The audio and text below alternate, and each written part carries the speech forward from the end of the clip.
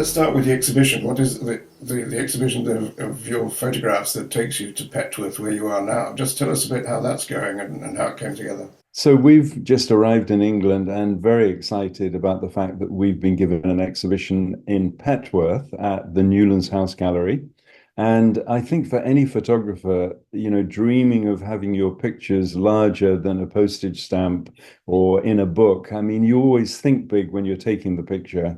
And so it's wonderful when somebody, particularly if they're able to fund it, because the cost of printing images and framing them and put up is really quite expensive. And so we had bumped into or had been introduced to a lady called Nicola Jones, who had started this gallery. And it's just a wonderful venue. And by chance, Petworth is about 20 miles from Christ's Hospital, where I went to school. So, and the theme of the exhibition is Jonathan Langella Scott's incredible journey, a love affair with nature from Africa to Antarctica, because we have been fortunate, even though Angie born in Africa, me based there for the last 50 years, being able to get out of Africa and see other extraordinary wildlife places in the world. So it's wonderful to see the images. And in fact, today we're going to be giving a walk and talk and sort of explaining the narrative behind it. If we're going to be photographers, we can't just go out there and be having a wonderful time and taking beautiful pictures and just, well, that's how we live. They've got to have a purpose. We have to have a message. Otherwise, we're missing an opportunity to contribute to momentum for change. And so we certainly have been trying to focus more on using our imagery to portray the natural world in its wonderful, beautiful, expansive way, but also not only to celebrate it, but to remind people of the challenges. So in 2021, we came up with the idea of a Sacred Nature initiative, and it came off the back of 2016. We did a book that any photographer would have loved because we decided we managed to get funding to create a book which was big enough, lavish enough, enough photographs, beautifully printed, beautiful paper, by getting sponsorship. No publisher would have paid the price for that because they said, how are we going to ever make a return on it? So we managed to create this book, Sacred Nature, Life's Eternal Dance, and we based it on the Mara Serengeti, this area that we've worked on the last 50 years, portraying what one author, Harold Hayes, called the last place on Earth. And I think it evokes this sense of when you go there to the Mara Serengeti, you literally just think, oh my God, if we're not looking after this place and if we're not securing its future, what hope is there anywhere else in the world? And there are issues, as we know. So we said, okay, rather than just talking about it, let's, off the back of Sacred Nature, Life's Eternal Dance, that first book, sold out, won a gold medal for photography, 90% of the pictures, Angie's, a beautiful book. We said, okay, now let's create a entity where we try and take it global. And we try and expand its reach to be a landscape on a landscape level. So it's not just about the Mara Serengeti, it's about ecosystems, it's about forests, it's so looking at all. So we then did a second book, Sacred Nature 2, Reconnecting People to Our Planet. And basically, we were highlighting the fact that, let's say 50-60% of people now live in urban areas, and a lot of people don't even really know what nature is. I mean, you can find little pockets of nature, even in urban environments. Nature is very creative. But we wanted to wake people up and saying, are your children, is the next generation going to have the chance to experience nature and the wonder of the natural world, which can give you so much joy and so much life experience? Go and have adventures, camp, learn about yourself and your ability to handle being out in the wilderness. And actually, we're very delighted to see that just recently, in Mary Colwell wrote a beautifully evocative book about the curlews and the plight of the curlews, which are becoming endangered. And she pitched and pushed for a GCSE in natural history because she said, we've got to start to make it part of the school curriculum, not just, well, we'll talk a little bit about the natural environment and the worries of global warming and that, we're running out of water.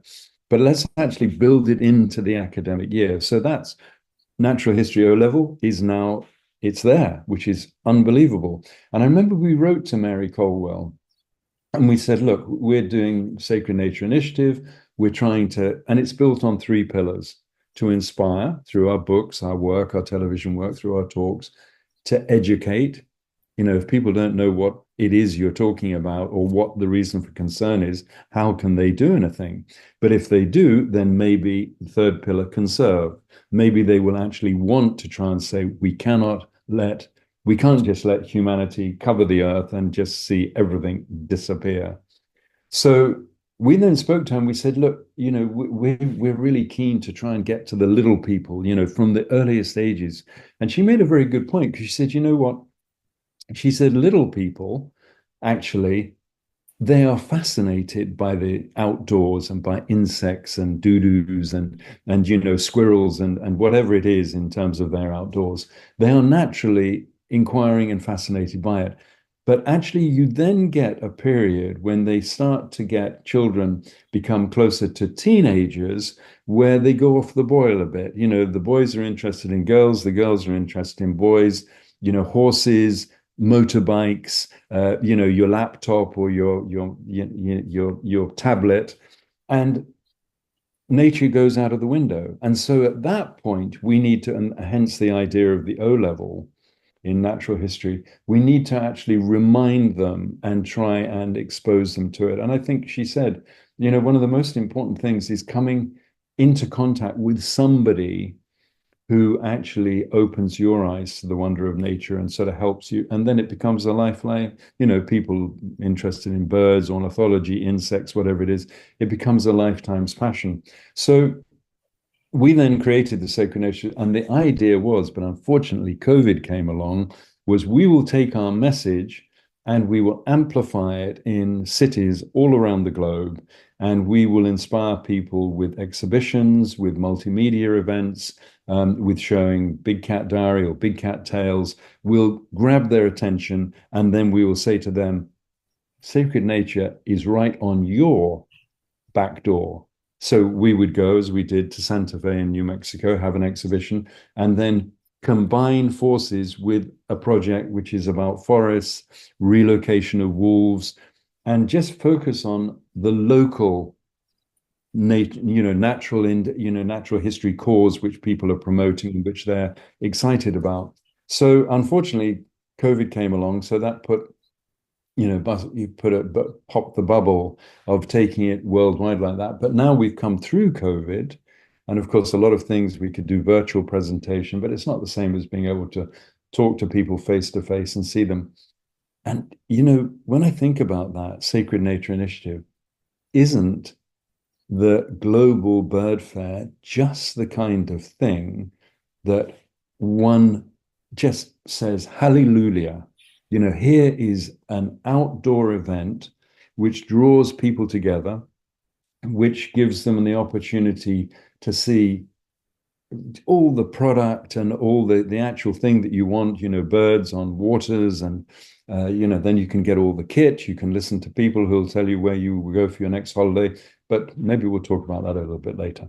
I know you're not able, for whatever reason, to be at this year's Global Bird Fair, but you've had some connection with it, and like you say, it's an educational and inspiring event to be part of what has been described as a festival of nature that attracts boys and girls of all ages, whether they're wanting to learn to ring birds or buy telescopes or listen to experts like yourself or Simon King or listen to authors like Mary Colwell you've already mentioned. I mean, it is an incredible opportunity, isn't it? I really think it is. And I mean, I have to take, Angie and I were thrilled when we were first invited, I don't know, 10 years ago, maybe more, to what was the UK Bird Fair, which then became the Global Bird Fair, or certainly in terms of Tim Appleton and Penny, whose who genius creativity saw this opportunity to be able to say, well, let's take something which is very personal for people to go out and watch birds and stuff, and let's bring people together at a wonderful venue, so Rutland Water, where it first started off. And I think, well, one, it epitomizes. I remember when we managed to get a TV series after Big Cat Diary, 2000, well, 1996, 2008, we were still left feeling when the BBC said, okay, we've done it. There's still, petrol in the tank or fuel in the tank. There's still some, energy here for a similar kind of show. And we finally managed to get two series of Big Cat Tales on Animal Planet, but we had to find a production crew, production company, the wonderful Abraham Joff. And then we managed to get the industry. It was quite extraordinary in Kenya. We went to the Minister of Tourism, Najib Balala. We went to Narok County Council, Samuel Tunai, the Kenya Tourism Board, Kenya Airways. We went to all the different people who could help us cut the cost to us to be able to produce something which would benefit the country. And by a miracle, they all said yes. We couldn't quite believe it. And of course, it was like a snowball. And as I remember looking, what does it take to put together an exhibition? And there was this wonderful byline, which was, think big, you can always downsize later. And I think that's what you see with the Bird Fair. Tim Appleton, Penny, they believed that they had something which would appeal to people, which was, let's make it a long weekend where it's family friendly. It's got something, there's great food there. You can have drink, there's coffees, there's cappuccinos, there's talks, as you say, Simon King, Chris Packham, ourselves talking. There's book signings. There are wonderful book stalls for people interested in nature. Travel companies, showing off their wares, binoculars, and we were supported by Swarovski, who were ambassadors for their binoculars. And so they helped us attend the bird fair every year. But I think the big thing is it's nature, because you might be put off by thinking, but it's about birds. And not everybody is necessarily a mad keen ornithologist, even though we are. But actually, it's about the whole gamut. It's about nature. And there are people there, whether they're artists, whether people are talking, they could be talking about butterflies. It's very child friendly. There's lots of educational things for kids to come and listen to people and be inspired. So it's across the board. So it covers the whole range of nature, and it brings together all of the gadgetry and the means by which you can experience it, whether it's through a great pair of binoculars, whether it's taking a trip to Kenya and the Masai Mara. And it's 3 days. I tell you, every time we go, we come away thinking, oh my God, it's like a Kenya wedding. There's so many people and so much good stuff to do that you only get past the first couple of people, and you've talked for 2 hours and now everybody's going home. It's the same at the bird fair. We always end up by saying, but I haven't looked at all the artwork yet. I want to go and talk to the artists. Haven't looked at the photography store. Oh my goodness. And there's some new Canon cameras and we need to go and talk to that. Or there's somebody's talk that we want to, but it doesn't coincide with, you're spoiled for choice. And even when it rains, and by the look of this year, you're going to be having a hard time getting any rain anywhere. But even if it's muddy and wet, the good old Brits, they put the sou'westers on or whatever it is, their welly boots, and they trog around and they still have an amazing time. So I don't honestly know, and I can't even think of anywhere else in the world. I don't think I know of another event quite like the Global Bird Fair. So if our audience hasn't yet experienced it, then definitely they need to put those dates in their diary and go, because you will not, if it was one of those things, we'll give you your money back if you don't like it. No, you're going to love it. Brilliant, Jonathan. On that note of loving nature, loving the bird fair, we're going to have to let you go and love your photography and your dear wife. So pass my greetings to Andrea, of course, please. So thanks very much for the last half hour or more. You've been very generous with your time, and we're going to chop it up into ways that will go to a much wider audience. It's a That's pleasure. great. Lovely to talk to you, Steve. And of course, you're part of an essential part as chairman of the Sacred Nature Initiative. And you know, we just have to keep going. I think, regardless of how depressing it could be, you never know what's around the corner. That sense of impermanence, that Zen sort of sense, you cannot bank on the fact that some extraordinary thing might happen in terms of change of mindset, change of leaders, new initiatives, the brilliance of humanity. But I'm not relying on it. We've got no time to waste. No.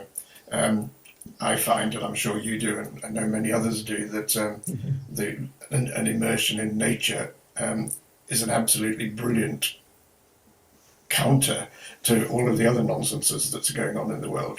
And I suspect, I mean, nature and mental health is on the agenda at the Bird Fair this year. Right. And I rather suspect that it will get more and more popular rather than the reverse. And let's hope it's not too late.